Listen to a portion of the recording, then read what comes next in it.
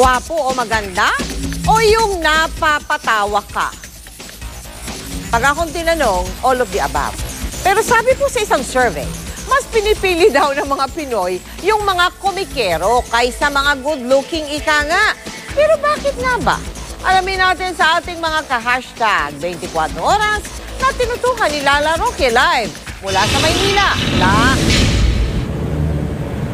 Alam mo, Mel, ayon sa SWS survey, 10 sa 10 Pilipino ay pinipili yung mga kumikero o yung mga pabiro kaysa sa gwapo o maganda. Kaya naman tayo, naglibo tayo para alamin yung saloobin ng ating mga kababayan ukol sa isyong ito.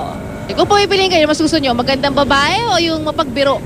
Gusto ko yung magandang babae, siyempre. Kasi ako, mapagbiro ako eh. Ba't mas gusto mo gwapo kaysa sa may sense of humor?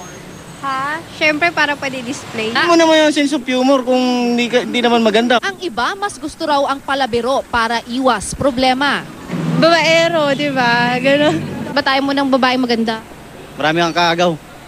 Meron din namang tilang magulo ang isip. Pagbiro, ma'am. Bakit? Para masaya ang buhay, ma'am. Ayaw mo maganda, sexy? Kung katulad mo, pwede. Ano kaya? Asay mo? Katulad ni ma'am, pwede. Magbiro ka. Ayon sa Social Weather Station o SWS survey, sa 1,550 na kanilang tinanong, 91% sa mga sumagot sa rural areas ang pinili ay yung palabiro. Ito rin ang choice ng 89% naman sa mga urban area o mga tagalunsod. May pagkakaiba rin sa mga sagot depende sa estado sa buhay. Ang nasa Class D at E, nasa 90% ang sumagot na mas gusto nilang palabiro ang kanilang makakapartner, habang 79% lang ang pumili nito sa Classes A, B at C. Nakakaapekto rin daw ang edad sa kanilang desisyon. You yearn for more maturity. Parang gusto mo na, alam mo yun, yung buhay na peaceful. Wala kang pera pang bayad sa pagpapaayos o pagpapaganda. So, para sa akin, I think yung takbo ng buhay is better. Kasi ang ABC, kaya nilang magpaayos ng itsura. Pero ika nga, minsan may exception to the rule. Nagkaka-crush ka, anong pinipili mo? Yung pogi o yung may sense of humor? May sense of humor po. Minsan po kasi yung ibang pogi, mayayabang. Sa isang barberya sa Quezon City naman, sikat na sikat ang 79 na taong gulang na si Mang Roger. Kahit daw kasi lolo na, tila may asim pa.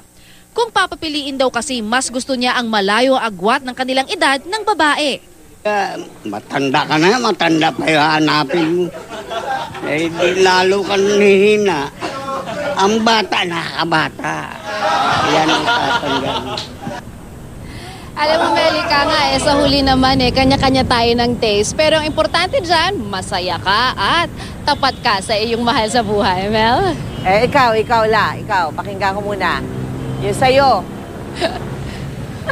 Ay, pareho tayo. All of the above, pero may dagdag ako. Ano? Kailangan may takot sa Diyos at hindi mayabang. Ayoko ng mayabang, Tita Mel.